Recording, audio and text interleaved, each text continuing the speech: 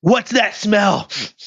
I think I smell a lot of PC fanboys coping and seething. They really thought they were going to get a gaming PC uh, with at a console price from Valve, and instantly Gabe Newell has to dash their hopes and dreams. Valve says its upcoming Steam machine will be priced like a PC, not like a console. So that means this thing is going to be stupidly overpriced for an experience that is inferior to a gaming PC.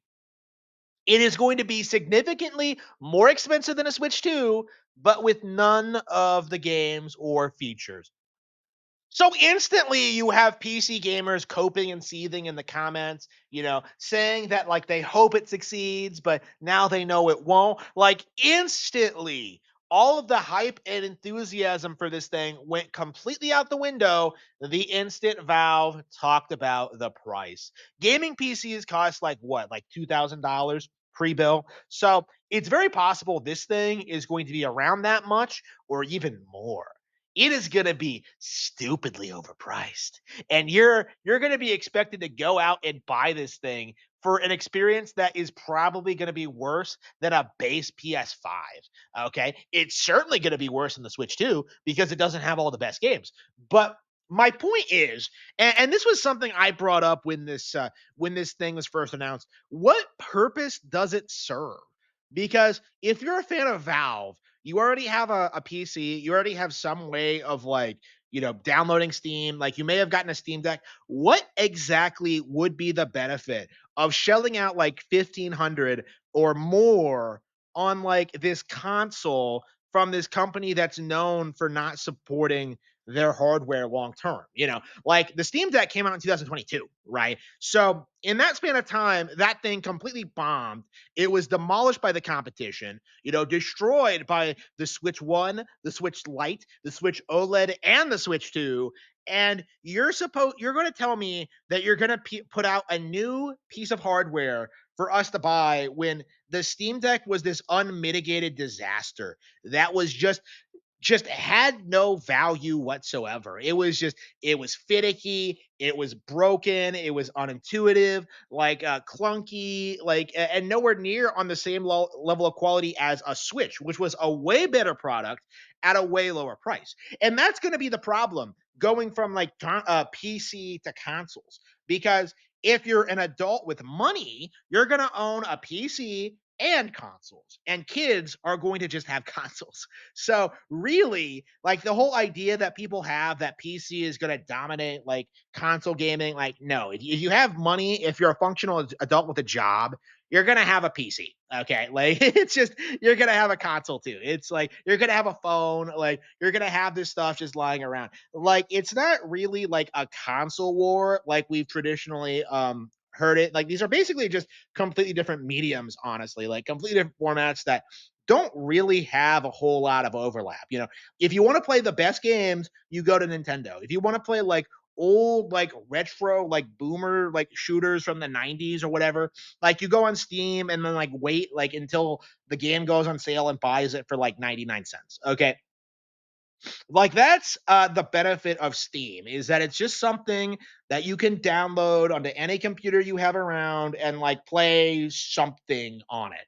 It's never going to be like as high quality as like what a dedicated gaming platform is, but that's fine for a casual PC gaming audience, right? Like if you're a casual gamer, if you exclusively play on like Facebook, if you think Zynga is the greatest thing ever, if you think like Angry Birds was the bomb, like you're you're not going to want to spend like 1500 bucks or whatever buying a video game console from Valve when you could spend less money on a better product with Nintendo Switch 2. There is no justifying this. Like what purpose does this console actually serve? It's just embarrassing seeing just how many YouTubers hype this thing up without even really asking like very obvious logistical questions, like what the features of this thing are going to be, what's the price point, what's the point of this hardware. Like for me, Like, this was always very self-evident, and I believe I called this out as a failure before anybody else. So, again, Harmon Smith was right. I called it. The Nostradamus called it again. Like, again, it doesn't take a genius to tell you that, like, Valve's hardware isn't going to go anywhere because they have a long history of doing this. Like, this isn't even like their first attempt at a Steam machine. They did the same thing in 2018.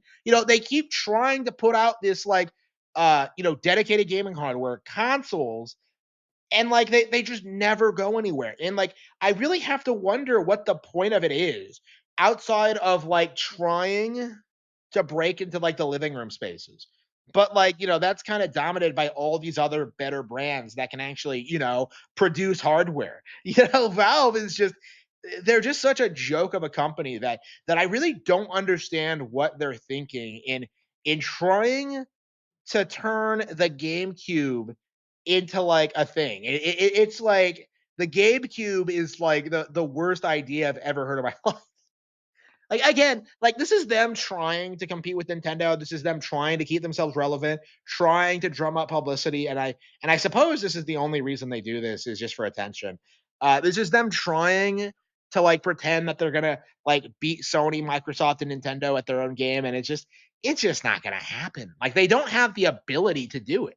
They don't have the resources, they don't have the tech, they don't have the skill, the talent. Like, look at this thing. They can't even make it look nice. Okay. Like, every other console you've ever seen has this cool, memorable design. Like, this is just a box. It looks like he just 3D printed it and just sold it to you, like on Etsy or something. Like,